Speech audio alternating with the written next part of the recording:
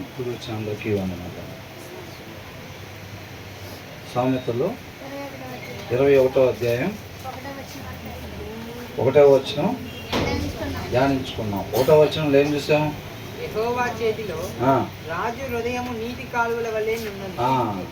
ఆయన తన చిత్తవృత్తి చొప్పున దానిని త్రిప్పును. ఆ దినాల్లో రాజుల్లో పరిపాలన కాబట్టి రాజు యొక్క హృదయం అంతా ఎవరి చేతిలో ఉండిద్దంట? యెహోవా చేతిలో. మనందరికి ఎవరు కనిపిస్తారు? అక్కడ ఉన్న వాళ్ళలో పెద్ద రాజు. కాబట్టి రాజుగారు దయ ఉంటే చాలు, మనకి రాజుగారి కనికరం ఉంటే మనకి చాలు అని మనం అనుకుంటాం. కాకపోతే ఆ రాజుగారి హృదయం కూడా అంతా ఇంకొకరి చేతిలో ఉండిద్దంట. ఎవరైనా? యెహోవా. అవునా? రాజుగారి హృదయం ఇంకా ఆపేసేయాలండి. రాజుగారి హృదయం అంతా ఎవరి చేతిలో ఉండిద్దంట?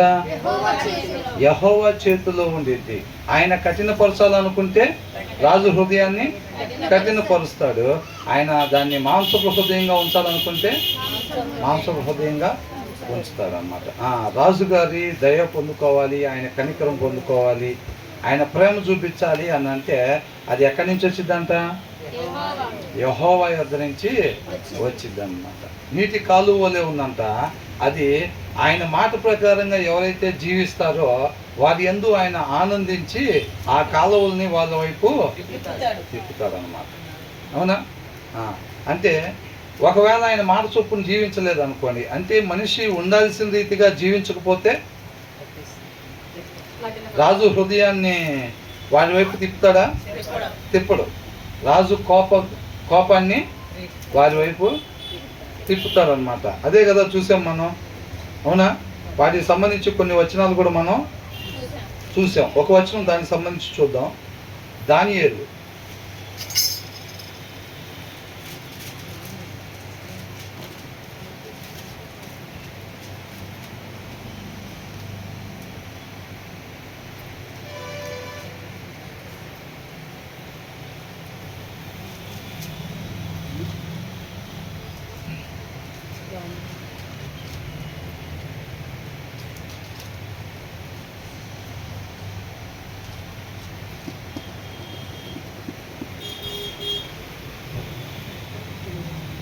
29వ వచనం, 4వ అధ్యాయం 29వ వచనం. 12 నెలలు గడిచిన పిమ్మట అతడు తన రాజధానియగు బబులోనులోని నగరులను సంచరించుచుండగా. ఎవరంతా సంచరించేది?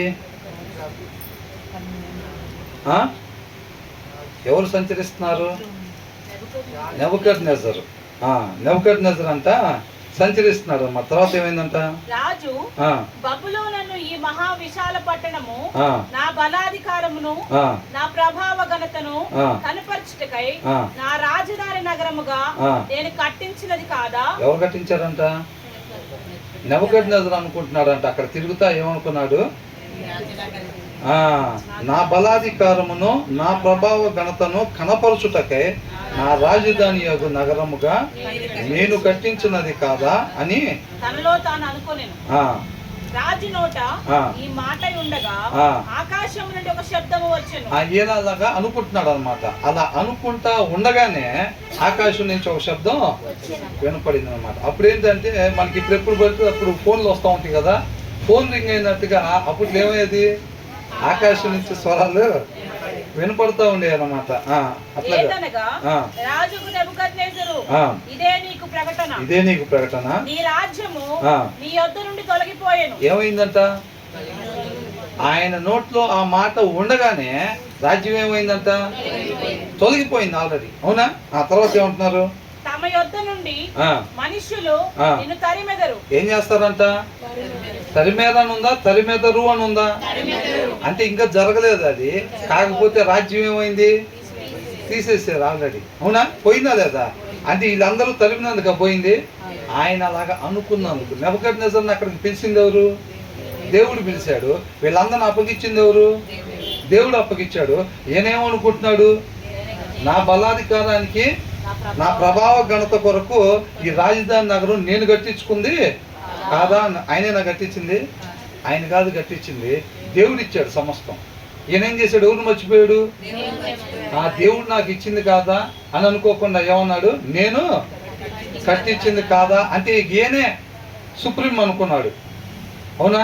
మనం అంతకుముందు వచ్చిన వాళ్ళు కూడా చూసాం సామెతల్లో ఏంటంట, దేవుడే సమస్తానికి సుప్రీం అనమాట.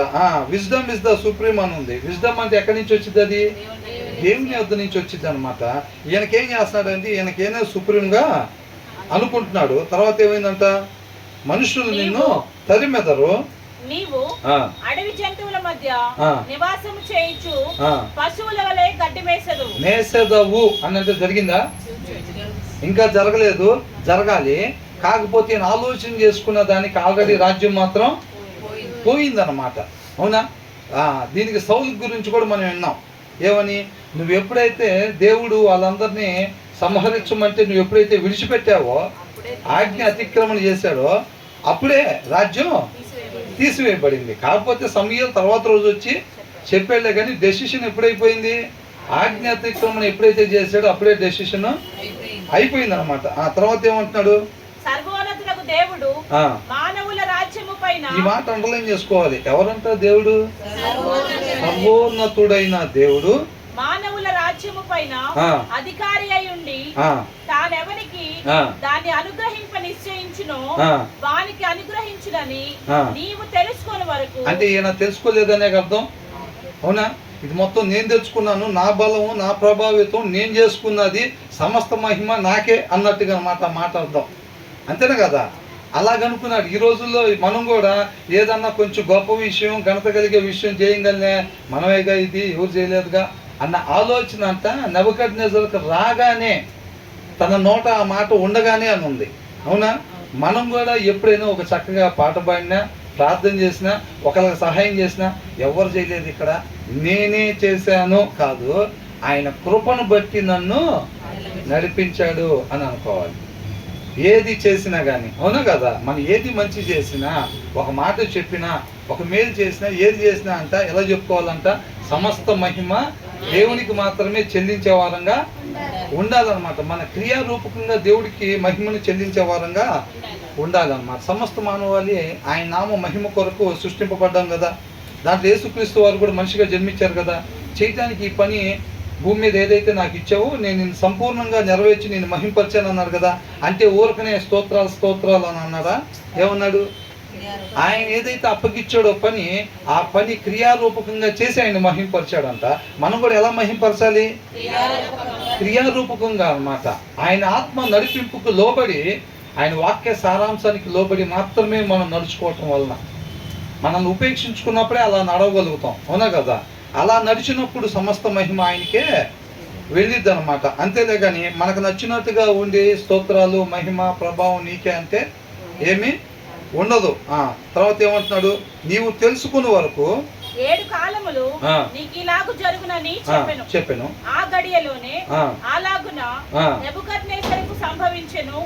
మానవులలో నుండి అతని తరిమిరి. అతడు పశువుల వలె గడ్డి మేసెను. ఆకాశపు మంచు అతని దేహమును తడుపగా అతని తల వెంట్రుకలు పక్షిరాజు రెక్కల ఈకల వంటియు, అతని గోళ్లు పక్షుల గోళ్ల వంటియు ఆయను. ఆ కాలము గడిచిన పిమ్మట నెబుకద్నెజరు, నేను మరలా మానవ బుద్ధి గలవాడనై నా కండ్లు ఆకాశము తట్టు ఎత్తెత్తాడంట. ఇందాక ఎత్తెత్తాడు ఆయనకెళ్ళి. అవునా? మనం కదా ఇదంతా చేసింది అని అనుకున్నాడు అనమాట. అవునా? ఎవరన్నా భలే పాడారు సిస్టర్ మీరంటే ఏం చెప్పాలి? చిన్నప్పటి నుంచి అంతేగా. నువ్వు కొత్తగా వచ్చావు చర్చికి, ఫస్ట్ నుంచి అంతే. ఇక్కడ ఏదైనా చేస్తే మనమే చేయాలి. ఇక్కడ ఏదైనా కొత్త కదా, తెలియదులే, పోను నీకే అర్థమైంది. ప్రార్థన భలే చేశారు సిస్టర్ అని అంటే ఏం చెప్పాలి? మందేమీ లేదు, ఆయన కృప ఆయన నడిపింపే, సమస్త మహిమ ఆయనకే. అవునా కదా? కాబట్టి ఏదైనా సరే, పాట పాడినా, వాక్యం చెప్పినా, ప్రార్థన చేసినా, ఏది మనం తగ్గించుకొని వేరే వాళ్ళు కూర్చున్న కుర్చీలు మనం తీసినా, వేరే వాళ్ళు కూర్చున్న చాపలు మనం తీసినా, ఏది చేసినా సరే మనం తగ్గించుకొని చేసే ప్రతి ఒక్కటి కూడా ఆయన నడిపింపుని బట్టి చెప్పి ఆయనలో నుంచి వచ్చింది అది. అవునా కదా? కాబట్టి సమస్త మహిమ ఆయనకే చెందాలన్నమాట. గొప్ప గొప్ప వాళ్ళందరూ కూడా బైబిల్లో గొప్ప గొప్ప వాళ్ళు అందరూ, మోషే కూడా ఏమంటున్నాడు, దావీదు కూడా ఏమన్నాడు, అబ్రహాం కూడా ఏమంటున్నాడు, వీళ్ళందరూ కూడా గొర్రెలు కాసుకుని నిన్ను తీసుకుని వచ్చి నా జనం మీద రాజుగా నేను చేశాను అన్నాడు. అవునా కదా? ఆ జనాభా మొత్తాన్ని యుద్ధంలో వాళ్ళందరినీ నీకు నేను అప్పగిచ్చానని అంటున్నాడు. మరి అప్పుడు దావీదు ఏం చేశాడు? ఐగుప్తులో నుంచి ఇజ్రాయెల్ని నేను తీసుకొచ్చాను అన్నాడు మోషేతో. అవునా కదా? మనకు కనపడేది ఎవరు కనపడతారు? మోషే కనపడతాడు, దావీదు కనపడతా ఉంటాడు. కాకపోతే అవన్నీ చేస్తుంది ఎవరు? దేవుడు. కాబట్టి ఆయన వైపు చూడాలన్నమాట. తర్వాత ఏమంటున్నారు ఇక్కడ, అప్పుడు అంట ఆకాశం తట్టు.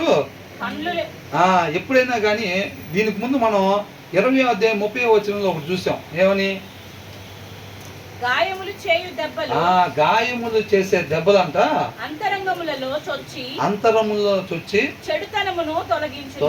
తొలగించును. చెడుతనాన్ని తొలగిస్తాయి అన్నమాట. మనిషి అంతరంగంలో ఏదైతే సరిచేయబడాలో అది సరిచేయటం కోసం పనిష్మెంట్ అన్నమాట. దేవుడు కూడా కొన్ని పరిస్థితుల్లో నుంచి మనం ఎందుకు నడిపిస్తాడంటే దానికోసమే, అంతరంగంలో సరిచేయబడాలి. దావీదు తప్పు చేసిన తర్వాత దావీదుని కూడా కొండలమ్మడి గృహలమ్మడి పరిగెట్టించాడా లేదా? ఆ దారిలో పరిగెత్తి పనిష్మెంట్ ఏడ్చుకుంటా కొండెక్కి చెప్పులు తల మీద పెట్టుకొని వెళ్ళేటప్పుడు, ఆ పరిస్థితిలో నుంచి వెళ్ళేటప్పుడు తన అంతరంగం సరిచేయబడింది అనమాట. ఇంకొకసారి అలాంటి స్త్రీలను చూసినప్పుడు కావచ్చు, అలాంటి వాళ్ళు ఎదురైనప్పుడు కావచ్చు, అలాంటి ఆలోచనలు అలాంటి తలంపులు తనకి రావు, అలాంటి క్రియలు చేయడు. ఎందుకని? ఆ పనిష్మెంట్ ద్వారా తన అంతరంగం సరిచేయబడింది. ఇక్కడ కూడా ఏం చేస్తారు? ఒక తప్పు మాట మాట్లాడడం కానీ తల్లిదండ్రులు ఏం చేస్తారు? 2 దెబ్బలు కొడతారు. కొట్టినప్పుడు తర్వాత ఆ మాట అనుభవినా సరే ఆ మాట గుర్తొచ్చిన ఏం చేస్తారు? పిల్లలు అంటారా? అనరు. అది అనకూడదు, నేను అనకూడని మాట, అది చూడకూడని చూపది, ప్రవర్తించకూడని తీరది అని చెప్పి వాళ్ళకి అర్థమైపోయింది అన్నమాట. పోలీసులు కూడా దొంగతనం చేసినప్పుడు తీసుకుని వెళ్ళి 2 దెబ్బలు కొడతారుగా. ఎందుకు కొడతారు? వాళ్ళు ఇంకోసారి దొంగతనం చేద్దామని అనిపించినా సరే ఏం చేయకుండా ఉంటాడు? అమ్మో అది నేను చేయకూడదు అది అని చెప్పి భయపడుతూ ఉంటాడు. కాబట్టి అంట దేవుడు అందుకని ఆ పరిస్థితుల్లో నుంచి ఎల్లో చేస్తూ ఉంటాడు. అంటే అంతరంగం సరిచేయబడిద్ది అనమాట. మనం ఆ పరిస్థితుల్లో నుంచి వెళ్ళేటప్పుడు మనం ఏమనుకుంటాం? అసలు మనకి ఎందుకు వచ్చింది దాని పరిస్థితి, సరిగ్గా ప్రార్థన చేసుకోవట్లేదేమో, సరిగ్గా వాక్యం చదువుకోవట్లేదేమో, అపార్థం చేసుకుంటా ఉన్నాం. దేవుడితో సరైన సహవాసం లేకపోతే అపార్థం చేసుకుంటాం. ఆ పరిస్థితి మనకి మేలు కలిగించడానికే వచ్చిందనమాట అది. అవునా? మన అంతరంగంలో ఎక్కడో సరి చేసుకోవాల్సింది ఉంది, కొన్ని మెలికలు ఉన్నాయి అన్నమాట. ఆ మెలికలు సరి చేయటం కోసం దేవుడు ఆ పరిస్థితిని మన ముందు తీసుకొచ్చాడు. మనం చక్కగా ప్రార్థన చేసుకున్నాం, మన వాక్యం ప్రార్థన చేసుకున్న తర్వాత రోజు మంచి సమస్య వచ్చి పడింది. అదే సరిగ్గా చేయలేదా ప్రార్థన అని అంటే సరిగ్గా చేయక కాదు, నువ్వు చక్కగా ప్రార్థన చేసావు కాబట్టి ఆ సమస్య నీకు వచ్చింది. నువ్వు ఆ సమస్యని ఎదుర్కొనేటప్పుడు నీ అంతరంగం సరి చేయబడిద్ది అని అంటున్నారు అన్నమాట. అవునా? ఆ పరిస్థితిలో నుంచి వెళ్ళాలి. వెళ్ళకుండా ఎవరో అడ్డం పడిపోయారు అనుకోండి, వాళ్ళ అంతరంగం అలాగే మెలికగానే ఉండిపోయింది. మరలా ఆ పరిస్థితి వచ్చినప్పుడు వాళ్ళు బలహీనంగా ఉండి పడిపోయే వాళ్ళుగా ఉంటారు అనమాట. కాబట్టి ఎప్పుడైతే నెబుకద్నెజర్ ఆ పరిస్థితిలోకి వెళ్ళి వచ్చాడో ఇప్పుడు ఆయన కళ్ళెడు తిరిగి ఆకాశం తట్టు తిరిగి, ఆయనకి ఆ పరిస్థితి రాకపోతే తిరగవు. ఈ పద్దాక అద్దం ముందుకెళ్ళి నువ్వేగా మొత్తం సమస్తం మనమేగా చేసింది అనుకుంటూ ఉంటాడు. అవునా? కాబట్టి మనకు కూడా శ్రమలు వచ్చినప్పుడు, ఇబ్బందులు వచ్చినప్పుడు ఖచ్చితంగా అది మేలైన దాంట్లోకి మనల్ని నడిపించిద్ది అనమాట. ఇంకా అంతరంగం సరిచేసేటట్టుగా చేసిద్ది. అంతరంగాన్ని దేవుడు పరిగణలో తీసుకుంటాడు. అంతరంగం బాగుంటేనే ఆయన దృష్టి మన మీద పడిద్ది, ఆయన లక్ష్య పెడతాడు. అర్థమవుతుందండి? అంతరంగం బాగోకుండా బయట మనకి ఎంత వేషధారణ చేసినా దేవుడు దాన్ని లక్ష్య పెట్టడు. అర్థమవుతుందండి? దేవుడు కృపా కటాక్షం మనం పొందుకోవాలంటే ఆయన అంతరంగాన్నే చూస్తాడు. బయట ఆకలి కొనే తత్వం కాదండి, అంతరంగంలో నిజమైన ఆకలి కలిగి ఉండాలన్నమాట. ఆకాశము తట్టు ఎత్తి చిరంజీవియు సర్వోన్నతులకు దేవునికి స్తోత్రము చేసి, అంతకుముందు ఏంటంట సమస్తం ఈయనకే, ఇప్పుడు ఎవరికంట? ఈ చిరంజీవిని అప్పుడు మర్చిపోయాడు. ఈయన గడ్డి మేస్తే తప్ప చిరంజీవి గుర్తురాల. ఈ చిరంజీవి కాదండి, ఆ చిరంజీవి. అవునా? ఆయన గుర్తురాలేదు ఈయనకి గడ్డి మేస్తే తప్ప, వర్షంలో తడిస్తే తప్ప. ఇప్పుడు బయట చూసాంగా, స్నానాలు చేయకుండా గడ్డాలు చేసుకోకుండా, లేకపోతే ఇట్లా బయట పిచ్చోళ్ళు రోడ్డు మీద తిరుగుతూ ఉంటారు కదా, గడ్డం ఎంత బాగుందో పెరిగిపోయి అలా ఉండేది చూసారా? అట్లా అయిపోయాడంట. ఎవరు? రాజు అంటే ఎలా ఉంటాడండి అసలు? రాజు ఎలాగుంటాడు? ఎనీ టైం డిగ్నిటీగా, నీట్గా, సౌందర్యంగా రెడీ అయ్యి ఉంటాడు. కానీ నెబుకద్నెజర్ తర్వాత ఎట్లా అయిపోయాడు? మొత్తం గడ్డం పెరిగిపోయింది, రోడ్డు మీద పిచ్చోళ్ళలాగా తయారైపోయాడు అనమాట. అట్లా తయారైపోయి ఆ పరిస్థితుల్లో జనం మొత్తం అంతా రాజుగారి దగ్గరికి కలవటం కోసం అందరూ వస్తారు. ఇప్పుడు ఏం చేశారంట, ఈ జనాభా అందరు కలిసి రాజుగారిని బయటికి నెట్టేశారనమాట. అట్లాంటి పరిస్థితులు నెట్టేస్తే నిజంగా ఒక రాజుగారిని అట్లా నెట్టేస్తే ఎలా ఉంటుంది ఆయనకి? అవునా? అసలు అలాంటి పరిస్థితుల్లో నుంచి ఎప్పుడైతే నెబుకద్నెజరు వెళ్ళాడో అప్పుడు ఈయన కళ్ళు చూడాల్సిన వైపు చూసినాయి అన్నమాట. అవునా? మనం కూడా ఏం చేస్తాం, అడ్మిట్ అవ్వాలండి అంటే తప్ప బైబిల్ ఏది అప్పుడు దాకా బైబిల్ ఆ రూమ్లో ఉందో ఈ రూమ్లో ఉందో ఏ రూమ్లో ఉందో కూడా మనకి తెలీదు. అడ్మిట్ అవ్వాల్సిందేనండి అంటే అప్పుడు బైబిల్ కావాలి మనకి దిండు పక్కన పెట్టుకోవటానికి కదా. అప్పుడు దాకా మనం చూడాల్సిన బైబిల్కి వెళ్ళి మనం చూడము, దాంతో పని ఇటు చూడాలండి, ఇటు చూడాలి. అప్పుడు దాకా మనిషి ప్రతిరోజు బైబిల్ చూడాలా లేదా? చూడాలి. కానీ ఇల్లు మారేటప్పుడు పెడతాం బైబిల్, ఏ అల్మార్లో పెడతామో కూడా తెలియదు మనకి. మనం ఎన్నిసార్లు చెబుతున్నా చూడాల్సిన వైపు చూడం. ఎక్కడో పెయిన్ వచ్చింది, హాస్పిటల్కి వెళ్ళంగానే ఏమంటారు, అడ్మిట్ అవ్వాలండి అని అంటారు. అడ్మిట్ అవ్వాలనగానే అప్పుడు ఫస్ట్ గుర్తొచ్చేది ఏంటి? బైబిలే గుర్తొచ్చింది. అప్పుడు దాకా మనకి చిరంజీవి కనపడ్డు, సర్వాధికారి కనపడ్డు మనకి. ఆ పరిస్థితుల్లో నుంచి వెళ్ళి అక్కడుండి సూదులు పొడుస్తుంటే ఆ వాసన, పక్కన సిలేన్లు, అసంతా గాలి పీల్చుకోలేకుండా కొంతమంది అయితే డెడ్ బాడీలు నిండా ముసుకేసి తీసుకెళ్తూ ఉంటారు. ఈ పరిస్థితులు మొత్తం చూసి భయంతో వణుకుతో ఇవన్నీ ఉంటా ఉంటే హాస్పిటల్ నుంచి వచ్చిన తర్వాత వద్దన్నా చదువుతూ ఉంటాడు పొద్దున సాయంత్రం బైబిల్. అంతకుముందు ఏమైంది అంటున్నా అంటే అంతరంగం సరి చేయబడిందా లేదా? సరి చేయబడింది. అప్పుడు దాకేమో బైబిల్ పక్కనే తిరుగుతూ ఉంటాడు, సీరియల్ పెట్టుకొని చూస్తాడు, రిమోట్ అదే అల్మార్లో పెట్టిన రిమోట్ తెచ్చుకుంటాడు, కానీ బైబిల్ మాత్రం తెచ్చుకోడు. ఇప్పుడు చూస్తేనేమో రోజుకు ఒకసారి బైబిల్ చదవంటే 2 సార్లు చదువుతారు, 2 సార్లు. అర్థమైందా? మళ్ళీ పరిస్థితి బాగోగానే మళ్ళా బైబిల్కి దుమ్ము పట్టిద్ది. దేవుడు ఏం చేస్తాడు, మరలా ఒకసారి సేమ్ ప్లేస్లో పెయిన్ వచ్చేటట్టు చేస్తాడు. మరలా వెళ్తాం, యాజ్ ఇట్ ఈజ్ బైబిల్ మర్చిపోయాం రా బాబు, ఇది వచ్చిన సమస్య అని అనుకుంటారు. అవునా కదా? కాబట్టి ఇదేం చేశాడంటే అప్పుడు చిరంజీవియు సర్వోన్నతుడనకు స్తుతించి తిని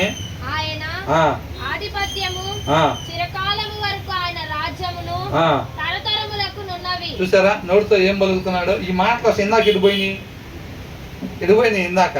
అవునా కదా? ఈయన అనుకున్నాడు నాకే వచ్చిందని. ఇప్పుడు ఈ సామెతలు ఏం చూసాం, 21:1 ఏం చూసాం,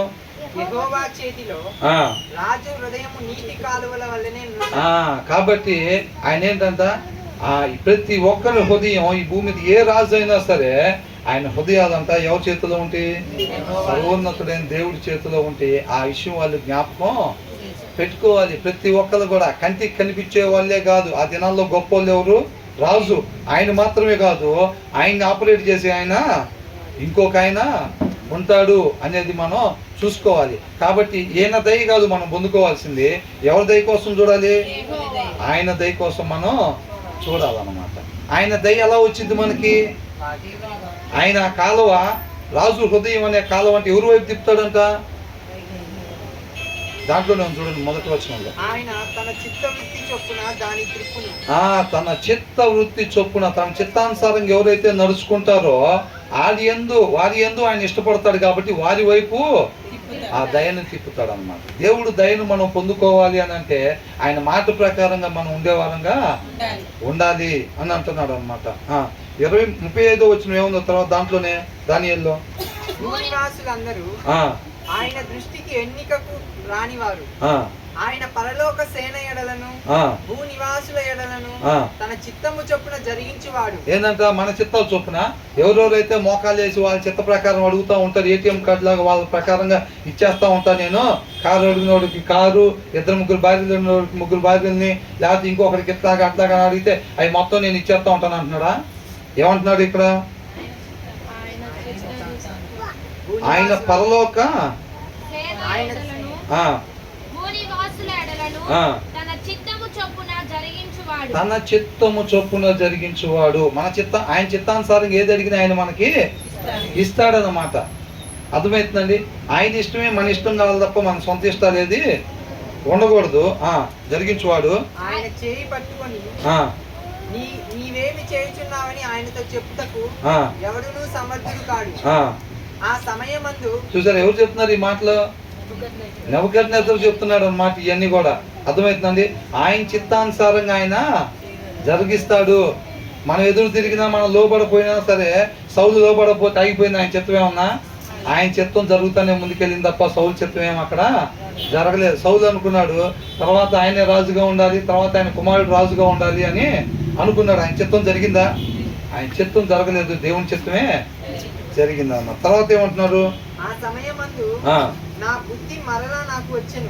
అంటే ఆయన బుద్ధి ఎందుకు పోయింది? అంతకుముందు ఈయన తెలుసుకోవాల్సింది తెలుసుకునే దానికోసం పోయింది అనమాట. అర్థమవుతుందండి. ఆ పరిస్థితి ఆయనకి ఎందుకు వచ్చింది? ఈయన తెలుసుకోవాల్సింది తెలుసుకునే దానికోసం వచ్చింది ఆ పరిస్థితి.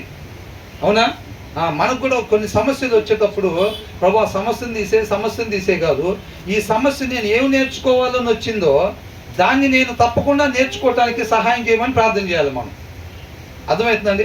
మనం నేర్చుకోవాల్సింది నేర్చుకోకుండా సమస్య పోయింది అనుకోండి, మనకు ఆ వంకర అట్లాగే ఉండిద్ది.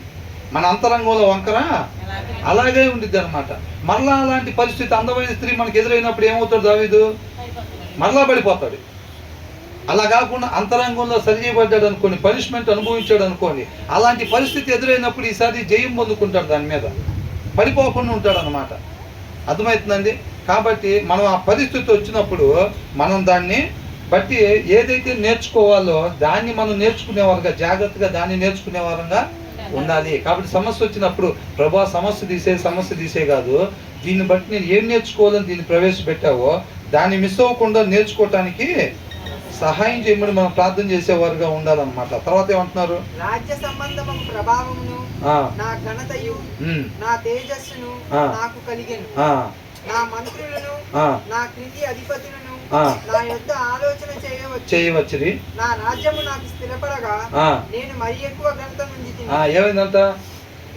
మరి ఎక్కువగా, అంతకు ముందున్న దానికన్నా ఎక్కువగా ఘనత నొందాడు అనమాట. అర్థమవుతుందండి. కాబట్టి మనం తెలుసుకోవాల్సింది తెలుసుకునే దానికోసం ఆ సమస్య వచ్చింది. తర్వాత మరి ఎక్కువ ఘనతను పొందుకున్నాడు అనమాట. కాబట్టి మనం కూడా ఏం చేయాలి? ఈ కనిపించే వాళ్ళ వైపు, అధికారుల వైపు, వాళ్ళ వైపు, వీళ్ళ వైపు కాదు, ఈ మొత్తానికి దేవుడే మూలం. కాబట్టి మనం ఆయన యందు చూసే వారంగా ఉండాలి ప్రతి క్షణం కూడా. అంతే తప్ప మన రాజు వైపు చూసి మన కన్నులు ఆగిపోయేగా ఉండకూడదు. తర్వాత ఏమంటున్నారు? ఇలాగు నెబుకద్నెజరును నేను పరలోకపు రాజు యొక్క కార్యములన్నీయు సత్యములను ఆయన మార్గములు న్యాయములై ఉన్నవనియు గర్వముతో నటించు వారిని ఆయన అడపశక్తుడనియు ఆయనను స్తుతించుచు కొనియాడుచు ఘనపరచుచున్నాను. ఇది అసలు ఫస్ట్ చేయాలి ఆయన. ఇదైనా ఫస్ట్ చేయాలి. వీళ్ళందరిని అప్పగించిన తర్వాత అది మర్చిపోకూడదు అనమాట. ఎక్కడి నుంచి వచ్చారు, ఎవరు అందించారు అనేది ఆయన మర్చిపోకూడదు. కార్యం ఎవరు జరిగిస్తున్నాడు అనే జ్ఞాపకం ఎనీ టైము ఉంచుకోవాలన్నమాట. దాన్ని మర్చిపోయే వారంగా ఉండకూడదు అనమాట. ఒక పార్టీ ఏంగల్నే, ఒక పాట పాడంగానే బాగా పాడుతున్నారు సిస్టర్ అనగానే ముందు ఆయన మర్చిపోవటం కాదు, ఇచ్చిన ఆయన్ని మర్చిపోవటం కాదు. ఇక నీట్గా మనం వీడియోలో పడి తట్టుకున్నాము, అట్లా అనుకున్నాం, ఇట్లా అనుకున్నాం అని చెప్పి నీట్గా రెడీ చేయటం రావటం కాదు, కానీ సమస్త మహిమ దేవునికే చెల్లించే వారంగా ఉండాలి. 21వ అధ్యాయం 2వ వచనం. ఒకడు తనకు ఏర్పరచుకొనిన మార్గము ఎట్టిదైనను తన దృష్టికి అది న్యాయముగానే అగపడును. ఎవరికంట? ఆ సొంత మార్గం. Every way of a man is right in his own eyes అని అంటున్నాడు. అర్థమవుతుందండి. హృదయంలో వాక్యం లేని వాళ్ళకి వాళ్ళ ముందున్న దారి ఎలా ఉంటుందంట? కరెక్ట్ వేలాగా అనిపిస్తూ ఉండిద్ది అన్నమాట. అది చివరికి ఎక్కడ దారి తీసిద్ది? అది చివరికి ఎక్కడ దారి తీసిద్దంట? మరణానికి దారి తీసిద్ది అని అంటున్నాడు. Every way of a man is right in his own eyes but the lord ways the heart అని అంటున్నాడు. ప్రతి ఒక్కరికి కూడా అంట వారి ఆలోచన ఏదైతే చేసుకుంటున్నారో అది కరెక్ట్ ఆలోచన లాగానే అనిపిస్తూ ఉండిద్ది అనమాట. కాకపోతే సరైన ఆలోచన ఎవరు చెప్తారంట? యెహోవాయే సరైన ఆలోచనని చెప్తాడు అని అంటున్నాడు. చేయాల్సింది మాత్రమే చెయ్యాలని అంటే అది దేవుడి వల్ల మాత్రమే సాధ్యం తప్ప అది మనిషి వల్ల అయ్యే పని కాదు. మొదటి సమూయేలు గ్రంథం ఒకసారి చూద్దాం.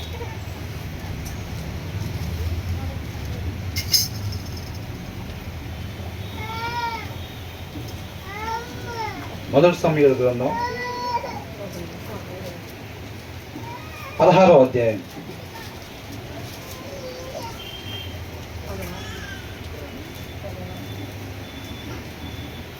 మొదటి వచనం నుంచి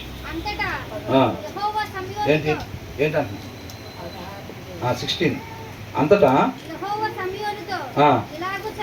ఇలాగ సెలవిచ్చాను,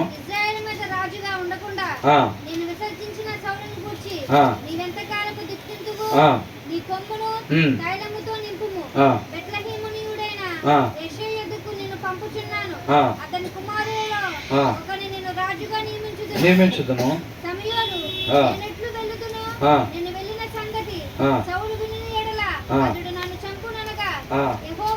ఏమంటున్నాడంట? నేను ఎట్లాగ వెళ్తాను, ఒకవేళ ఈ విషయం సౌలుకి తెలిసిందంటే నన్ను చంపేస్తాడు కదా అని అడుగుతున్నాడు. అంటే దేవుడు ఏది చేయమంటే అది చేస్తాడు అనమాట. అవునా? తర్వాత ఏమంటున్నాడు?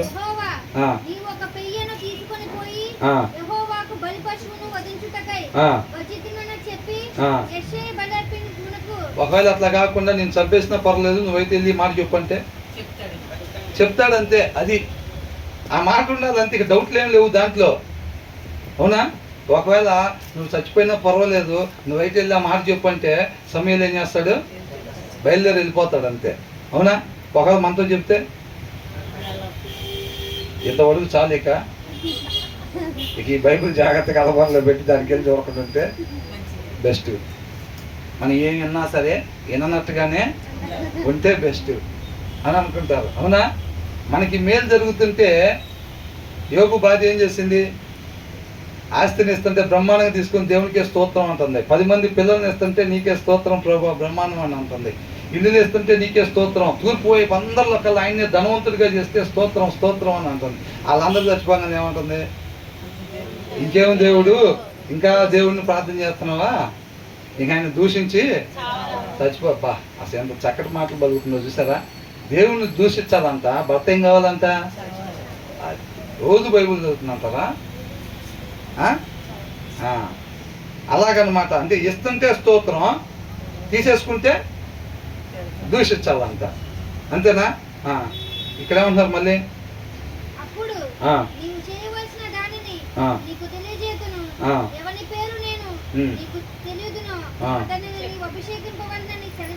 సెలవీయగా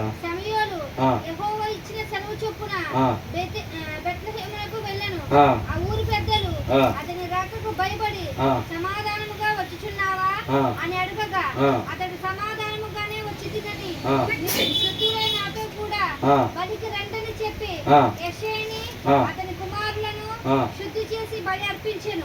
చెప్పమన్నాడు కదా వాళ్ళకి. అందుకనే వాళ్ళని కూడా బలి అర్పించడానికి వచ్చినట్టుగా వచ్చి వారిని బలికి పిలిచాడు అన్నమాట అక్కడికి. వారు వచ్చినప్పుడు అతడు ఎలియాబును చూచి నిజముగా యెహోవా అభిషేకించువాడు ఆయన ఎదుట నిలిచి ఉన్నాడని అనుకునేను. ఎవరంటే అనుకుంది? అల్లా తప్ప ఆయన కాదండి. సమూయేలు అంటే ఎవరు? సామాన్యుడు కాదు. అవునా? సామాన్యుడు కాదు. అప్పట్లో ఉన్న అంతమంది జనాభాలో సమూయేలుని పిలిచాడు. సమూయేలు ద్వారా దేవుడు మాట్లాడుతున్నాడు అంటే సమూయేలు చిన్నవాడు ఏమన్నా కాదు కదా. అట్లాంటి సమూయేలు ఏమనుకున్నాడంట? ఏమనుకున్నా? మళ్ళీ ఆ వచనం చదవండి, 6వ వచనం. ఎలియాబుని అంతా తీసుకొచ్చి ఆయన ముందు పెట్టాడంట ఫస్ట్. అవునా? ఎలియాబుని చూడగానే అనుకున్నాడంట సమూయేలు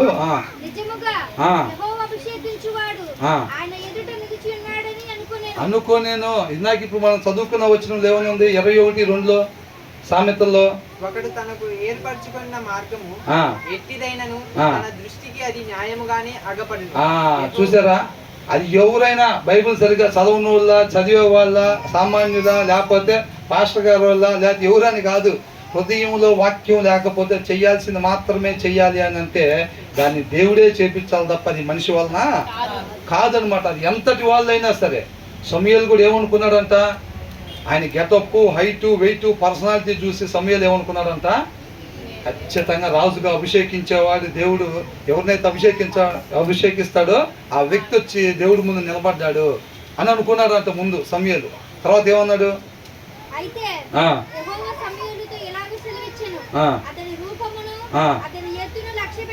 అంటే సమూయేలుకి అక్కడ ముందున్న పరిస్థితిని చూసినప్పుడు ఇది కరెక్ట్ అయ్యి ఉంటుంది అని అనుకున్నాడు. మనిషికి అనేక ఆలోచనలు ఉంటాయి, అవునా? ఆ ఆలోచనలో నుంచి మనం ఒకటి సెలెక్ట్ చేసుకుంటే అది ఎలా ఉంటుంది అంటే మన దృష్టికి అది కరెక్ట్ అనిపించింది, అవునా? అది ఎవరన్నది కాదు, ఎవరైనా సరే వారి సొంత అభిప్రాయాన్ని దేవుడి ప్రమేయం లేకుండా కానీ వాళ్ళ సొంత అభిప్రాయాన్ని తీసుకుంటే వాళ్ళు ఖచ్చితంగా చేయకూడదే చేస్తారు. సమూయేలు కూడా అలాగే అనుకున్నాడంట. అయితే యెహోవా అంటున్నాడు సమూయేలుతో ఇలాగ సెలవిచ్చాను, అతని రూపమును అతని ఎత్తును లక్ష్య పెట్టకము, యెహోవా లక్ష్య పెట్టడు. ఏంటంట? అక్కడ ఉండే పరిస్థితిని బట్టి మనం డెసిషన్ ఎక్కడి నుంచి తీస్తాం? అక్కడ ఉన్న పరిస్థితిని బట్టి ఇలా చేస్తే బాగుండిద్దని అనుకుంటాం, అవునా? సమూయేలు కూడా ఏమనుకున్నాడు? ఆ ముందున్న అతను చూసి ఖచ్చితంగా ఈయన్నే రాజు చేస్తాడు దేవుడు, ఈయన పర్సనాలిటీ, ఈయన హైటు వెయిట్, ఈయన గెటప్ చూస్తే అదిగా ఇంట్లో ఫస్ట్ వాడు కాబట్టి డెఫినెట్గా ఈయన్నే రాజు చేస్తాడు. మనిషి ఆలోచన చేసుకుంటే అలా ఉండిద్ది అనమాట. ముందున్న పరిస్థితిని బట్టి ఏం చేస్తే బాగుండిద్దో మనిషి ఆలోచన చేస్తాడు, కానీ అది కాదు చేయాల్సిన ఆలోచన. అర్థమవుతుందండి? అక్కడ ఏది కరెక్టో మనిషికి తెలియదు, పరిస్థితిని బట్టి చూసి మనం చేస్తే అది సరైన ఆలోచన కాదనమాట. అదేనంటున్నాడు, మనుషులు లక్ష్య పెట్టే దాన్ని నేను ఏమంటున్నారు తర్వాత?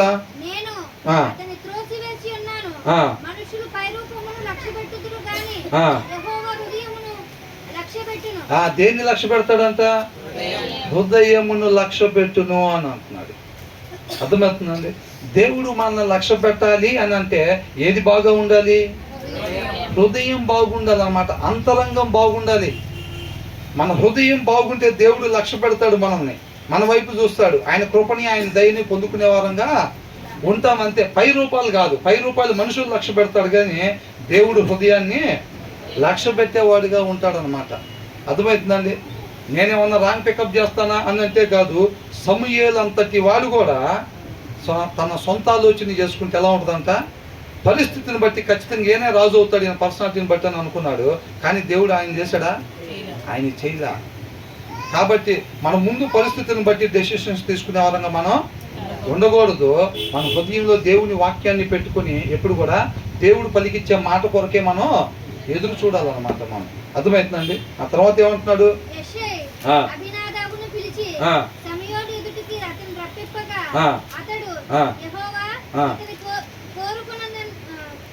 కోరుకోలేదని అంటే ఇంక రెండోసారి అనుకోవటం ఆపేశాడు. ఇంకా బహుశా దేవుడు అట్లా మాట్లాడిపోతే రెండో చూసి కూడా ఇందాక ఏదో పొరపాటు పడి ఉంటా కానీ ఖచ్చితంగా ఏనై ఉంటాడు అని అనుకునేవాడే. దేవుడు ఫస్ట్ దగ్గరే మాట్లాడాడు అనమాట. కాబట్టి సెకండ్ టైం నుంచి ఏమన్నాడు? కామ్గా ఉన్నాడు. తర్వాత ఏమంటున్నాడు?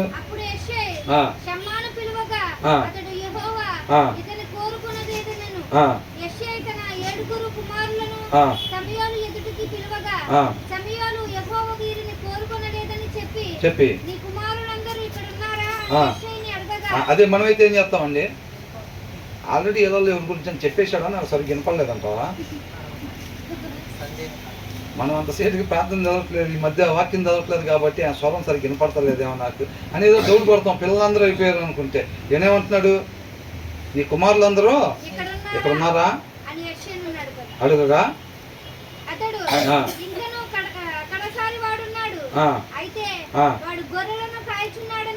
చెప్పాను.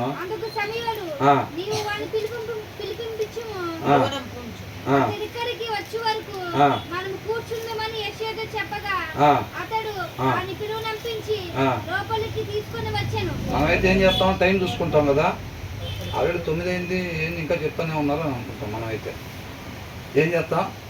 అతను వచ్చిన దాకా మనం ఇక్కడే కూర్చుందామని అంటున్నాడు సమూయేలు అయితే. అదే మనమైతే 7 గంటల దగ్గర 9 గంటల దాకా అన్నారు, 9:05 అయిందండి, ఇది స్నాక్స్ టైం కదా, ఇంకా వాక్యం ఏం జరుగుతుంది ఏంటి అని అనుకుంటారు. కానీ సమూయేలు ఏమనుకుంటున్నాడు?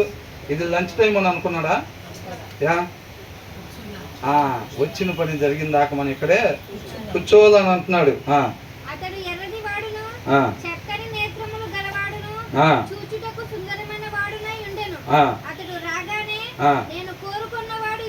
బా ఆయన ఏమన్నాడు?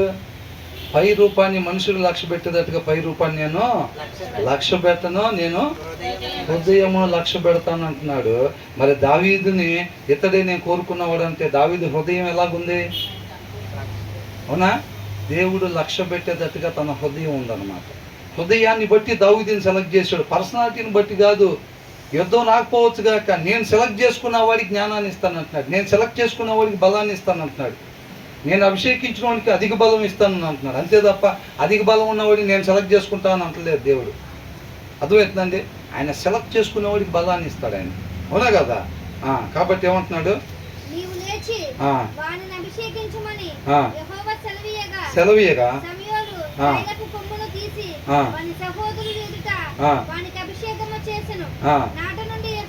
ఒకవేళ అంత చిన్నోడికి అభిషేకం చేస్తుంటే ఎస్ఐ కూడా అడగాలి, బహుశా సమయం ఏంటి, ఏం చేస్తున్నావు, జాగ్రత్త చూసుకుని వాళ్ళందరిని వదిలిపెట్టి ఏం చేస్తున్నావు ఏంటి అని అంటే దేవుడు చెప్పాడంటే అసలు విన్నా లేకపోతే చెప్పాడని అనుకుంటున్నావా నువ్వు?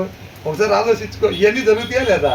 నేడు దినాల్లో కానీ ఇదంతా జరుగుతుంటే అలాగా అనుకుంటారు. వీళ్ళందరూ కాముగా ఉన్నారు చూడండి, అసలు కాముగా ఉన్నారు. సమయాలు అంటే ఎవరు? అసలు దేవుడి ప్రవక్తనే. అవునా?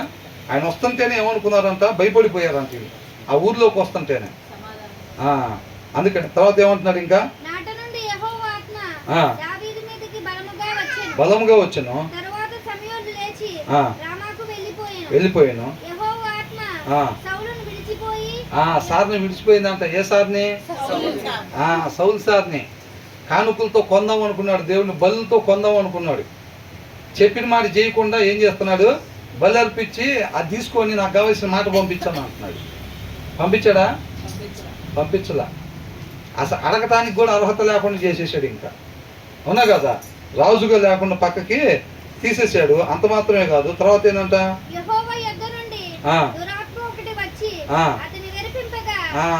ఏమొచ్చిందంట? దురాత్మ వచ్చిందంట. ఎక్కడి నుంచి వచ్చింది? ఎక్కడి నుంచి వచ్చింది? యెహోవా యొద్ద నుంచే వచ్చింది అని అంటున్నాడు. అర్థమవుతుందండి? ఆయన విడిచిపెట్టేస్తే పరిస్థితి అలా ఉండేది. యెహోవా ఆత్మ సౌలుని విడిచిపోయి అని ఉంది. అవునా? ఆయన విడిచిపెట్టేసి తర్వాత ఏ ఆత్మను పంపించాడు?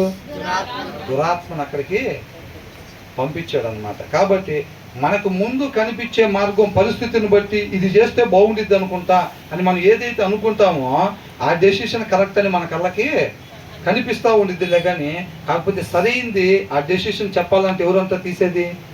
దేవుడు మాత్రమే తీస్తాడు. మన హృదయంలో వాక్యం ఉంటే కనుక వాక్యమైన దేవుడే మన చేత మాటను పలికించాలే. కానీ మన హృదయంలో వాక్యమైన దేవుడు లేకుండా అక్కడికి వెళ్ళి మనమే ఏదో మన జ్ఞానంతో మాట్లాడి చక్కబెడదాం పరిస్థితి అనుకుంటే అక్కడేమీ అవ్వదు. పరిస్థితిని బట్టి మాట్లాడే వారంగా మనం ఉండకూడదు. ఆయన ఆత్మ నడిపింపు ప్రకారంగా మాత్రమే మనం నడిచే వారంగా ఉండాలి. సమూయేలంతటి వాడే ఏమనుకున్నాడు? అక్కడ ఉన్న ముందున్న పరిస్థితిని చూసి ఖచ్చితంగా దేవుడు అభిషేకించబోయేవాడు దేవుడు ముందు నుంచొని ఉన్నాడు అనుకున్నాడంట.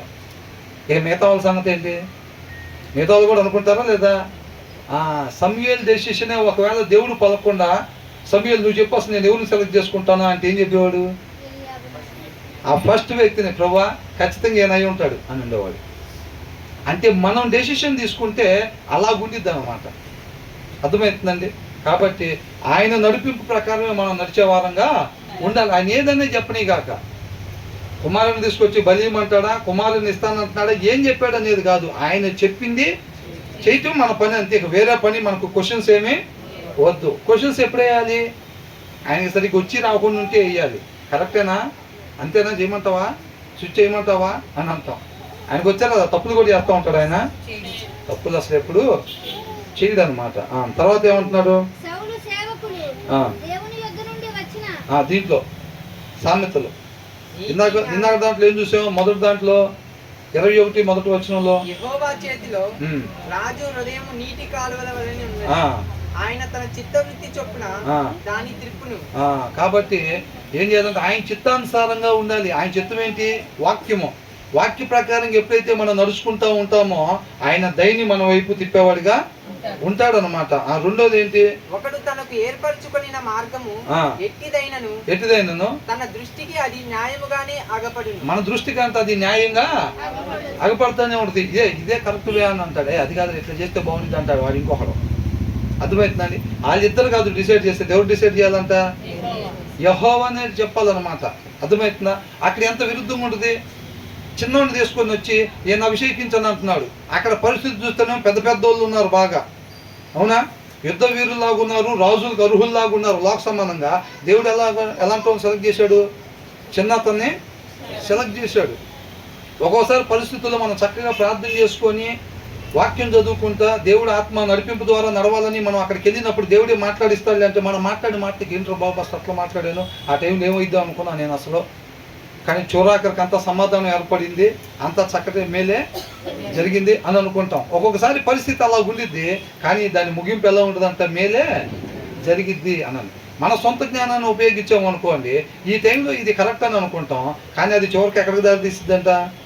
నష్టానికి దారి తీసిద్ది అని అంటున్నాడు. యెహోవాయే హృదయములను పరిశీలన చేయువాడు. దేని పరిశీలన చేస్తాడంట? హృదయాన్ని పరిశీలన చేస్తాడు. తర్వాత నీతి న్యాయములను అనుసరించి నడుచుకొనుట బలులను అర్పించుట కంటే యెహోవాకు ఇష్టము. ఏం చేయాలంట? నీతి నీతి న్యాయములను న్యాయములను నడుచుకోవాలి.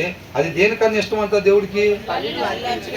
బలులు అర్పించే దానికన్నా ఆయన నీతి న్యాయంగా ఉండటమే దేవుడు ఇష్టపడేవాడుగా ఉంటాడు. అర్థమవుతుందండి?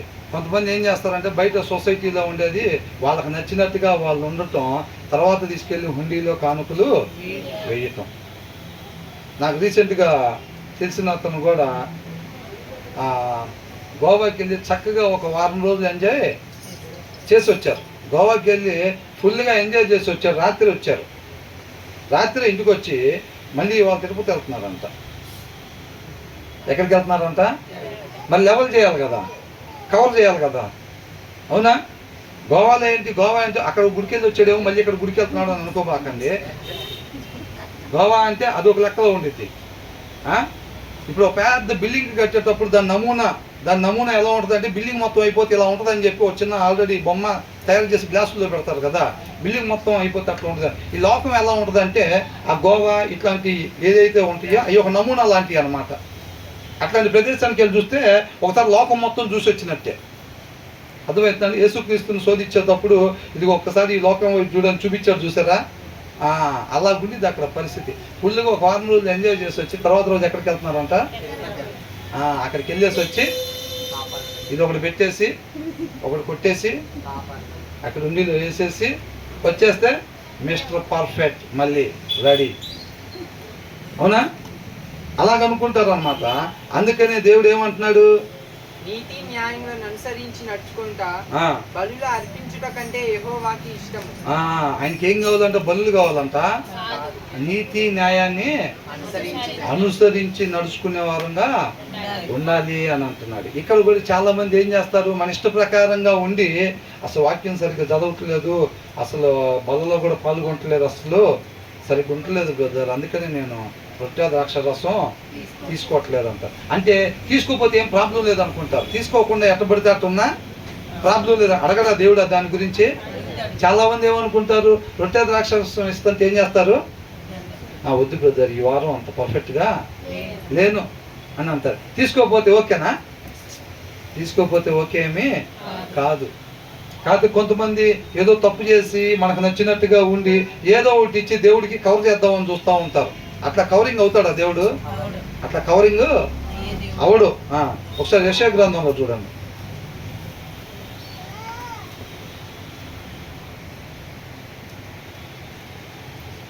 మొదటి అధ్యాయం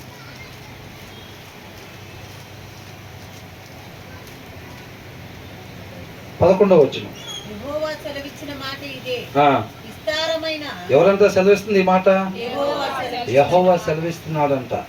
చెవులు కలిగిన వాళ్ళు వినాలి. ఏమంటున్నాడు?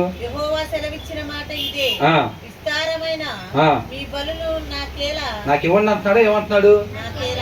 నాకేలా అంటున్నాడు. విస్తారమైన ఈ బలులు నాకేలా. దహన బలులకు పొట్టేళ్లను బాగుగా మేకిన దూడల కొవ్వును నాకు వెక్కసమాయెను. కోడెల రక్తము రక్తమందైనను గొర్రె పిల్లల ఆ, రక్తమందైనను ఆ, మేకపోతుల రక్తమందైనను ఆ, నాకు ఇష్టము లేదు. ఆ, నా సన్నిధిని ఆ, కనబడవల్లని ఆ, మీరు వచ్చుచున్నారే. ఆ, నా ఆవరణములో ఆ, త్రొక్కుటకు ఆ, మిమ్మును ఆ. రమ్మన్న వాడెవడు? అంటే ఏంటంట దేవుడు ఏమంటున్నాడు? నా ఆవరణంలో మీరు ఉండాలని అనుకుంటున్నారు కదా, మిమ్మల్ని రమ్మని ఎవరు చెప్పారు అసలు అంటున్నాడు. వాళ్ళ ఇష్టానుసారంగా జీవించి వచ్చి ఇక్కడికి వచ్చి ఒకటే పనిగా బలు అర్పిస్తున్నారంట. అప్పట్లో అదే భక్తి. మనోళ్ళు ఏం చేస్తారు? వారం అంతా మన ఇష్టం వచ్చినట్టుగా ఉండి ఇక్కడికి మాత్రం ముసుగులు వేసుకొచ్చి కిందకి ఒంగోలు నడుస్తూ ఉంటారు. ఇక్కడ అమ్మో ఇక్కడ దేవుడు ఉంటాడు ఎక్కడో దగ్గర మనకు కనపడతలేదులే కానీ ఇక్కడ ఉంటాడు లోపల, కాబట్టి మనం తిన్నగా నడవకూడదు, ఒంగోలు నడుస్తూ ఉంటారు, మోకాళ్ళ మీద ఉంటారు, ఏడుస్తూ ఉంటారు. ఇంకా ఇది మొత్తం ఎక్కడ ఉండిద్ది అనమాట. పరలోకంలో ఉంటే ఎట్లా ఉండిద్దో దీని లోపల మాత్రం అట్లాగా ఉండిద్ది. బయట ఎలా ఉండిద్ది? బయట మన ఇష్టం, అవునా? బయట మన ఇష్టం. ఇక్కడికి వచ్చి ప్రార్థన చేసేస్తే, ఇక్కడ వచ్చి కానుకలు ఇచ్చేస్తే, ఇక్కడ వచ్చి చేపలు ఎత్తేస్తే, స్నాక్స్కి డబ్బులు ఇస్తే, లేకపోతే అది చేస్తే ఇది చేస్తే ఏదైనా దేవుడు హ్యాపీగా ఫీల్ అవుతాడేమో అని అనుకుంటారు అనమాట. కాబట్టి ఏమంటున్నారు? వీళ్ళు కూడా అంతా వాళ్ళ ఇష్టానుసారంగా ఉండి అక్కడ భయంకరంగా బలులు అర్పిస్తున్నారంట. దేవుడు ఏమంటున్నాడు?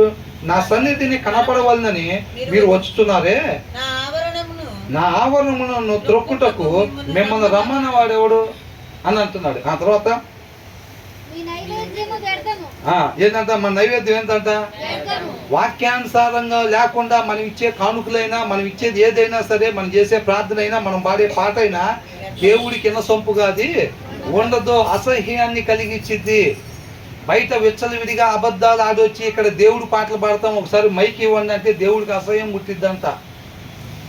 అర్థమవుతుందండి? వద్దన్న పనులు చేయటానికి కాళ్ళు పరిగెత్తి ఇక్కడికి వచ్చిన తర్వాత మోకాలు వేస్తుంటే దేవుడికి చూడబుద్ధి అవుదంట.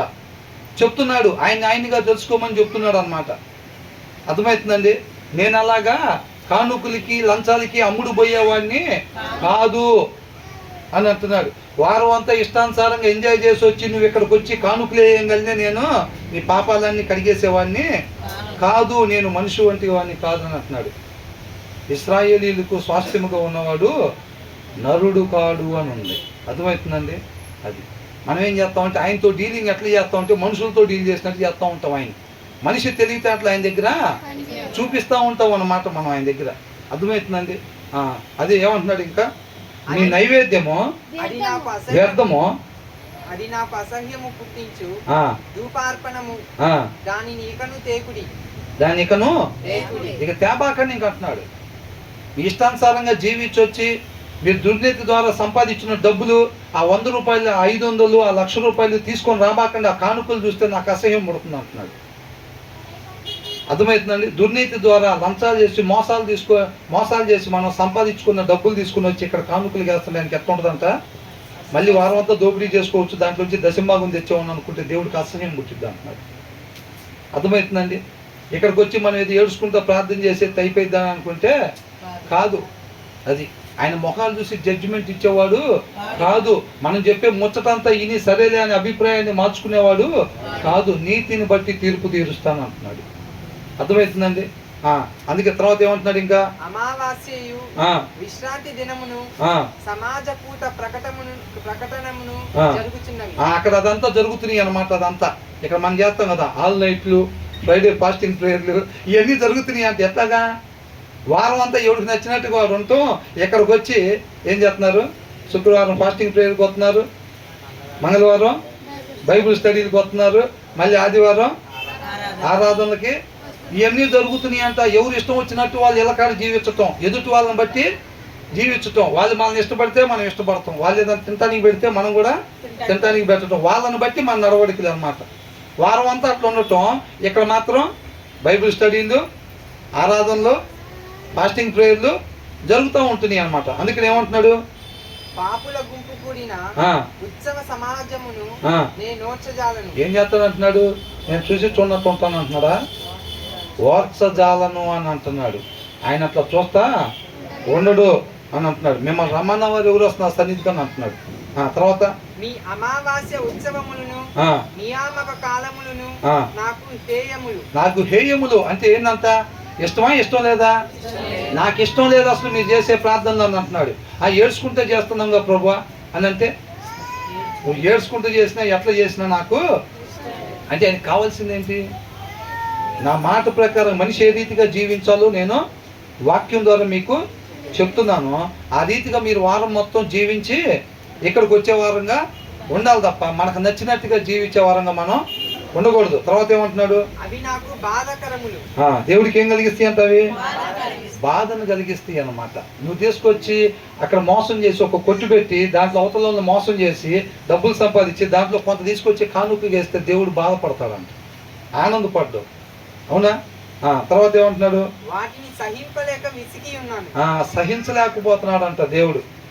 శుభ్రంగా 2 కళ్ళతో అక్కడికి పోయిన తర్వాత సీరియల్ చూసి అయ్యే కళ్ళు పెట్టుకుని వచ్చి ఇక్కడ వాక్యం చెబుతుంటే కళ్ళు వేసుకొని చూస్తూ ఉంటాం చూసారు, దేవుడికి అసహ్యం పడుతుంది అంటున్నాడు. అబద్ధాలు ఆడి వచ్చి ఇక్కడికి వచ్చి పాటలు పాడుతూ ఉంటాం చూసారు, అదే నోరేసుకొని, అది దేవుడికి అసలు ఇష్టం లేదని అంటున్నారు. ఆనందపడి ఉంటాడు, ఈ పాటకు ఆనందపడి ఉంటాడు, ఈ వారం మొత్తం నా ఇష్టం మళ్ళీ అని అనుకుంటే దేవుడు అలా ఉండేవాడు కాదు అని అంటున్నాడు. మీరు మీ చేతులు చాపునప్పుడు మిమ్మును చూడక నా కన్నులు కప్పుకొందును. ఏం చేస్తాం? ప్రార్థన ఎట్లా చేస్తాం? చేతులు ఎత్తి అని బ్రదరానంగానే చేతులు ఎత్తటమే, సిగ్గుచారం లేకుండా వారం అంతా ఎట్టున్నాం ఏందనేది తీసి పక్కన పెట్టి ముందు 2 చేతులు పైకి ఎత్తటమే.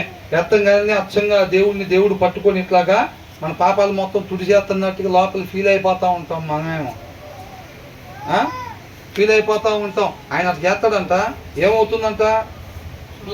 వాక్యాన్ని అనుసరించకుండా పక్కన వాళ్ళు అనుకుంటారు, అమ్మో భయంకరంగా చేస్తున్నాడు నా పక్కన కుర్రాడు, అసలు ప్రార్థన అసలు ఆరాధన అంటే ముందే లెగుతున్నాడు, అందరికన్నా ముందే చేతులు ఎత్తుతున్నాడు, ప్రార్థన అంటే అందరు లేచిందా కూడా లెగవట్లేదు ఇంకా.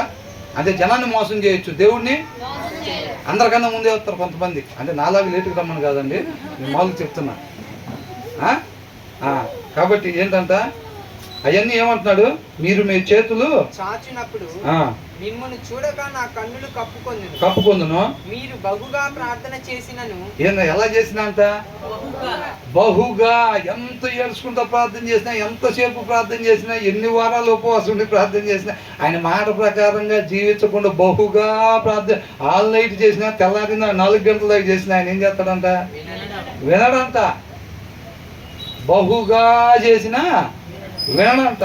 మరి వినాలంటే నీతిమంతుల ప్రార్థన ఆయన ఆలకిస్తాడు. నీతిమంతులు, వాక్యాన్ని అనుసరించే వాళ్ళు, నా ప్రార్థన దేవుడు వినాలి అని అంటే మనం వాక్యానుసారంగా జీవించే వారంగా ఉండాలి అని అంటున్నాడు. అర్థమవుతుందండి? వాక్యం చదవకునే పోతే ఇంకా వాక్య ప్రకారం ఉండటం తీసి పక్కన పెట్టండి. అసలు వాక్యం చదవము అనుకోండి తీసి ఇంటి దగ్గర కూడా, ఇక మన ప్రార్థన ఏదో అంటారు చూసారా, బూడిదలో పోసిన పన్నీరు అనేది అంటారు కదా, అదేనా అనేది.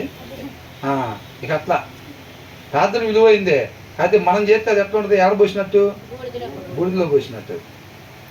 ఎప్పుడు మన వాక్యాన్ని అనుసరించకుండా ఇక్కడికి వచ్చి ప్రార్థన చేస్తుంటే అర్థమైందండి? కావాలంటే మీరు గమనించండి, మనం వాక్యానుసారంగా లేకుండా ఎవరిదైనా పరిస్థితి బాగోలేదంటే బేసిక్గా మనం చెయ్యం, మన గురించే చేసుకుంటాం. ఉదయంగా వాక్యం లేనివాడు ఇతరుల గురించి చేయడు. ఒకవేళ ఏదో పొరపాటున బలవంతంగా చేద్దామని చేసినా అక్కడ కార్యాలయమే జరగవు. కానీ నీతిమంతులు వాక్యాన్ని అనుసరించే వాళ్ళు ఇతరుల గురించి ప్రార్థన చేసినప్పుడు ఆ కార్యాలు తప్పకుండా చూస్తారు వాళ్ళు. అర్థమవుతుందండి? ఎవరికైనా బాగోలేదని చెప్పి మీ దృష్టికి వచ్చినప్పుడు మనం వాక్యానుసారంగా ఉండేవారం అయితే కనుక మన ఇంట్లో రహస్యంగా ప్రార్థన చేసినా సరే వాళ్ళకి స్వస్థత కలిగిందన్న మాట మనం చెవున వింటాం అన్నమాట. అర్థమవుతుందా? నీతిమంతుల ప్రార్థన అలాగా ఉండిద్ది అన్నమాట. కాబట్టి మీరు బహుగా ప్రార్థన చేసినా అంట ఏమంటున్నాడు? నేను వినను. మీ చేతులు రక్తంతో నిండి ఉన్నవి. రక్తంతో అంటే మన చేతులు బేసిక్గా రక్తంతో ఏముండవండి, పాపాలు చేసి ఉంటాం అన్నమాట.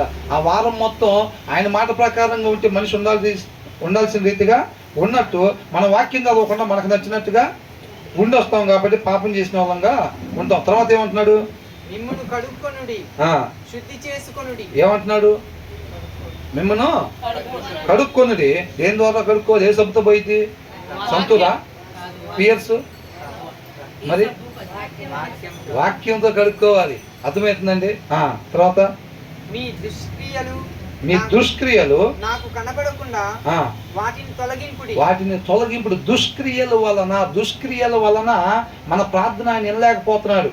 మన పాట ఆయన దగ్గరికి చేరట్లేదు, ఆయనకి వినసొంపుగా ఉండట్లేదు అనమాట. మనం ఇచ్చే కానుకలు ఆయనకి చక్కగా మంచిగా అనిపించట్లేదు. అవునా కదా? అసహ్యం కలిగిస్తుంది ఇవన్నీ కూడా. ఎందుకని? కయ్యతో ఒక మాట చెప్పాడు, నువ్వు సత్క్రియ చేస్తుంటే కనుక తల ఎత్తుకునేవాడు, మంచి అర్పణ పెట్టుంటే తల ఎత్తుకునేవాడు కాదు అనింది. నువ్వు సత్క్రియ. మన అర్పణగా నచ్చాలంటే దానికన్నా ముందు ఎవరు నచ్చాలంట? మనం నచ్చాలి ఆయనకి. నువ్వు చేతిలో ఏం తీసుకొచ్చావో దేవుడు దానికి వెళ్ళి చూడాలంటే ఫస్ట్ నువ్వు నేను అర్హులంగా ఉండాలి, దాన్ని వాక్యానుసారం ఉండే వాళ్ళంగా ఉండాలి. నువ్వు పాట పాడక ముందే దానియేలు ప్రార్థన చేస్తూ ఉండగానే దేవదూతలు దిగొచ్చారు.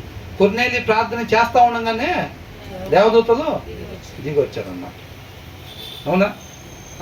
కాబట్టి మనం నీతిమంతులుగా ఉంటేనే వారికి దేవుడు తోడుగా ఉంటాడు.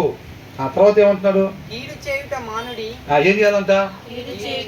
రాసుకున్నారా? హృదయం మీద రాసుకున్నారా? కీడు చేయటం మానుడి. ఎవరికి? క్రిస్టియన్స్కా? ఫ్యామిలీ మెంబర్స్కా? ఆ గీత తీసేసేయాలి ఫస్ట్ మనం. ప్రభా, నాకు, మా ఆవిడికి, మా అమ్మకి, మా నాన్నకి, మా అత్త మామకి, మా పిల్లలకి, మా రక్త సంబంధికులు అందరికీ అందరితో అయిపోయింది. అందరితో అయిపోయింది. తోడుగా ఉండు ప్రభా, కృపను దయచేదేవా, నీ వాత్సల్యత చూపించు ప్రభా. ఎవరికి?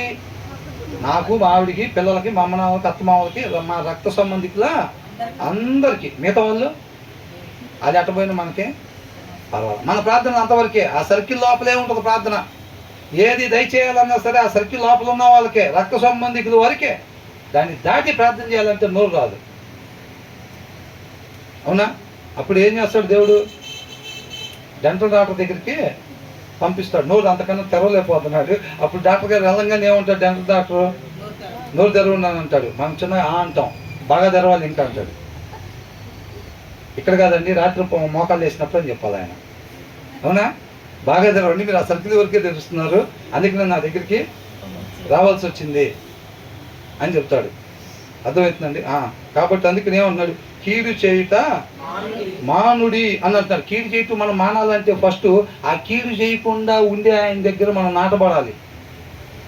మేలు మాత్రమే చేసే ఆయన దగ్గర మనం నాటబడితేనే మనం కీడు చేయటం మానుకుంటాం. అంతే తప్ప మన వల్ల కాదు. అందుకని వాక్యం ఉండాలి. తర్వాత ఏమంటున్నాడు? అబ్బా, మనకు అట్లాంటి తెలుసు దేవుడికి. నేర్చుకోండి అని అంటున్నాడు. బై బర్త్ మీకు అయ్యి లేవు కాబట్టి నేర్చుకోండి అని అంటున్నాడు. ఏం చేయాలంటే మనం నేర్చుకోవాలి. న్యాయము జాగ్రత్తగా విచారణ చేయాలి. అందుకే ఇందాక వచ్చినానికి రిలేటెడ్ ఇదంతా. ఏం చేయాలంట? బలులు అర్పించటం కాదు, కానుకరీయటం కాదు, పాటలు పాడటం కాదు, స్తోత్రాలు చెల్లించటం కాదు. ఏం చేయాలంట? నీతిగా న్యాయముగా నడుచుకుంటే ఆయనకి ఇష్టము అని అంటున్నాడు. అన్నిటికన్నా ఆయనకి అది ఇష్టం అంట. అర్థమవుతుందండి? అది చెప్తున్నాడు ఇక్కడ. కీడు చేయటం మానుడి, మేలు చేయ నేర్చుకునుడి, న్యాయము జాగ్రత్తగా. ఏది చెయ్యాలో అది మాత్రమే నేను చెయ్యాలని జాగ్రత్త కలిగి, మనిషి ఏ రీతిగా మాత్రమే ఉండాలో చక్కగా వాక్యాన్ని చదువుతా దాని ప్రకారంగా ఉండాలన్నమాట మనం శ్రద్ధ కలిగి. అర్థమవుతుందండి? ఆ తర్వాత ఏమంటున్నాడు? హింసించబడు వానిని విడిపించుడి, తండ్రి లేని వానికి న్యాయము తీర్చుడి. బయట ఏం చేస్తారు? వాళ్ళ నాన్న లేదంటే సరే ఈయనైతే ఓట్నే మోసం చేయొచ్చు అనుకుంటారు. అవునా కదా?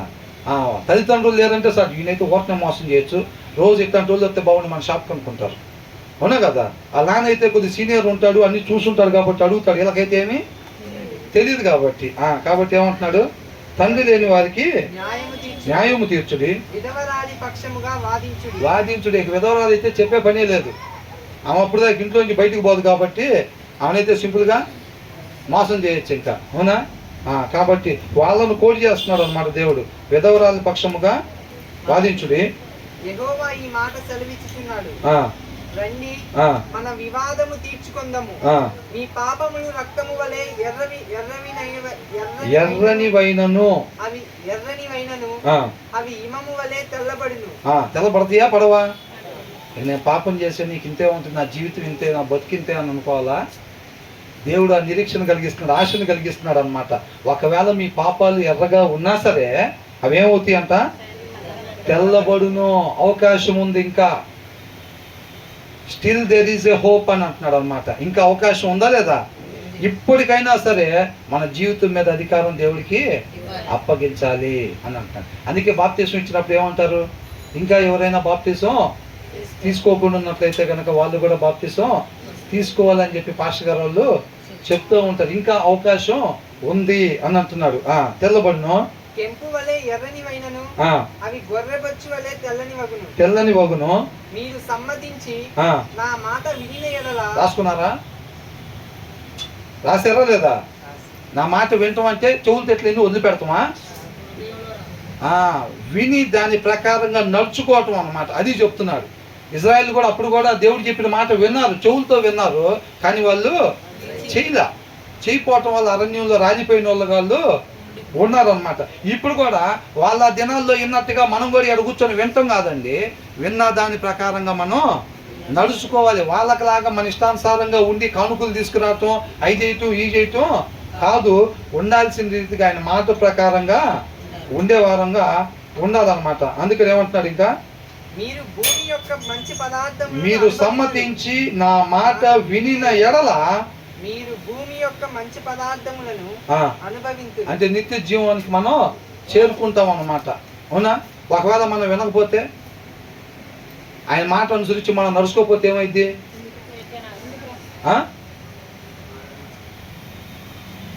ఇక్కడ ఏమనుంది? నా మాట వినిన ఎడల అనుంది. ఆయన మాట వినకపోతే ఏమైంది? నిత్య నరకాగ్నికి గురైపోతాం అన్నమాట. అర్థమవుతుందండి? ఆ దినాల్లో వాళ్ళకి చెప్పాడు, వాళ్ళందరి గురించి మనకెందుకు చెప్తున్నాడు? మనం అలా ఉండొద్దు అని చెప్తున్నాడు. అర్థమవుతుందండి? ఏ ఉద్దేశం కొరకు, ఏ ఉద్దేశం తెలుసుకోవాలని వాక్యం రాయించబడిందో ఆ ఉద్దేశాన్ని మనం గ్రాప్ చేసుకోవాలన్నమాట. అంతేనా కదా? ఇవన్నీ కూడా రాపిచ్చింది. అలా మీరు ఉండబాకండి అని చెప్పి దేవుడు తన ఉద్దేశాన్ని తెలియపరుస్తున్నాడు అనమాట. తర్వాత ఏమంటున్నారు? అదే చూసారా? సమ్మతింపక తిరగబడిన ఎడల అంటే మోషే దగ్గర కూడా మాట్లాడాడు ఆ మాట. దేవుడు ఏమన్నాడు? ఆ బండతో మాట్లాడమంటే వెళ్ళి ఏం చేశాడు? కొట్టాడు. అవునా? నువ్వు నా మీద తిరుగుబాటు చేసావు అన్నాడు దేవుడు. తిరుగుబాటు చేయటం అంటే ఏంటి? చెప్పింది చెయ్యకపోవటమో, వద్దన్న పని చెయ్యటమో దాన్ని తిరుగుబాటు అని అంటారు. ఏమంటారు?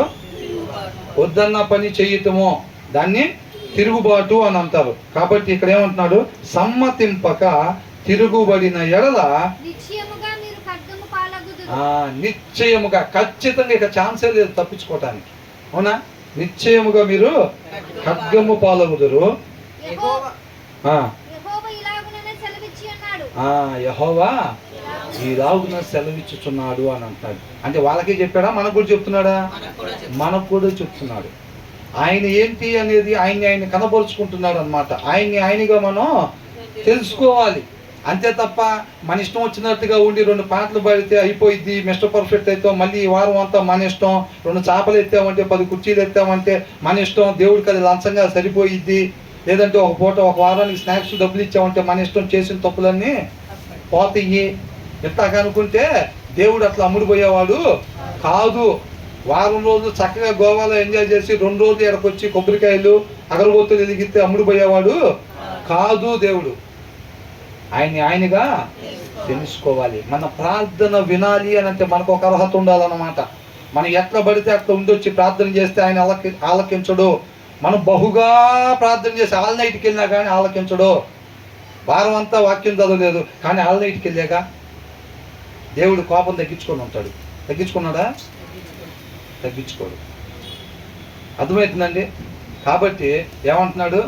బలులు అర్పించటం కాదు, ఆ నీతి న్యాయముగా జీవిస్తేనే ఆయన ఇష్టపడేవాడుగా ఉంటాడు అని అంటున్నాడు అన్నమాట. కాబట్టి మనం ఆయనగా తెలుసుకునే వారంగా ఉండాలి. హృదయంలో వాక్యం లేకపోతే మనం సొంత నిర్ణయాలు తీసుకుంటాం. సొంత నిర్ణయాలు తీసుకుంటే సమూయేలు ఏ రీతిగా పెద్ద అబ్బాయి రాజు అనుకుంటా అని నిర్ణయం తీసుకుంటున్నాడో మనం కూడా అలాంటి నిర్ణయాలు తీసుకుని అదే రైట్ అని అనుకుంటాము. మొదటి వచనంలో ఏమనుంది?